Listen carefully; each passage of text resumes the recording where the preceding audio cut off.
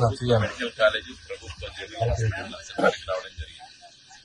మరి ప్రేమతోని ఈ హాస్పిటల్ ముందు ఉన్నటువంటి యజమాని ఎవరికైతే ప్రభుత్వం ఇచ్చిందో అసైన్మెంట్ ఇచ్చినో అతడు తన జాగాలో పెద్దిశ్వర రెడ్డి గారి విగ్రహాన్ని పెట్టుకుంటా అంటే వీళ్ళెవరైనా ఆబ్జెక్షన్ చేసేది.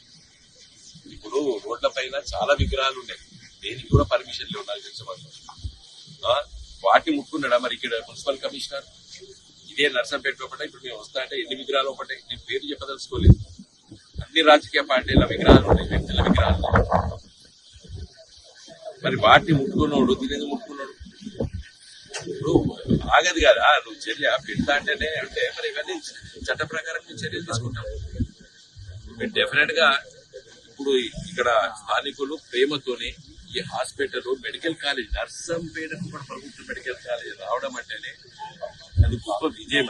అది ఏం పెట్టింది కాదు పార్టీ ప్రజలు కోరుకొని పెట్టుకున్నారు. తన సొంత భూమి తన సొంత భూమి పెట్టుకున్నాడు. రోడ్డు మీదకి ఆందోళన రాలేదు, తర్వాత ప్రభుత్వ భూములే ఎంటర్ కాలేదు.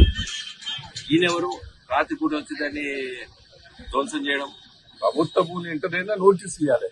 తర్వాత అన్నిటికంటే ముక్కడేదంటే ఈయన ఆషామాషి వ్యక్తి కాదు. ఈ ప్రభుత్వమే అంత్యక్రియలు ప్రభుత్వ లాంఛనాలతో చేసేది. పెద్ద సుదర్శన్ రెడ్డికి ప్రభుత్వ లాంఛనాలతో నిన్నగాక మొన్న అంత్యక్రియలు చేస్తారు, ఇవాళ వచ్చి పూల పెడతారు ఆ విగ్రహాలు. ఇదేం ప్రభుత్వం అండి? ఇప్పటికీ ప్రజలు ఆ రోజు అంతిమ యాత్రలో పట్ల ఈ మెడికల్ కాలేజీకి పెద్ద సుదర్శన్ రెడ్డి పేరు పెట్టాలని చెప్పి ప్రజలు నినాదాలు ఇచ్చారు. మరి ఇక్కడ ఉన్నటువంటి వ్యక్తి, ఆ వ్యక్తి తన భూమినిలో మరి విగ్రహం పెట్టుకున్నాడు వీళ్ళెవరైనా ఆపడానికి. కాబట్టి మేము జిల్లా కలెక్టర్ కి ఇమ్మీడియట్ గా ఆ కమిషనర్ పైన యాక్షన్ తీసుకోమని చెప్తాం. ప్రభుత్వము ఆ కమిషనర్ పైన యాక్షన్ తీసుకోవాలి.